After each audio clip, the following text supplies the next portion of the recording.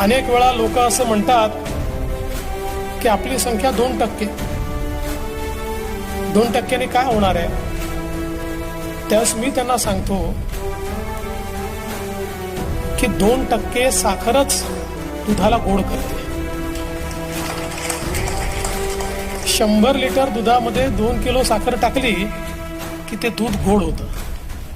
आणि आपलं ब्राह्मण म्हणून काम हेच आहे की हा जो समाज आहे या समाजामध्ये साखरेसारखं मिसळून समाजाला गोड कसं करता येईल.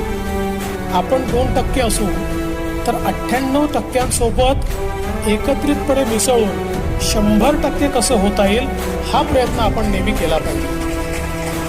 आणि म्हणून ही जी काही एक विचारांचं देणं आपल्याला मिळालं आहे, विचारांची प्रगल्भता आपल्याला मिळालेली आहे, ही समाजाच्या उपयोगात कशी आणता येईल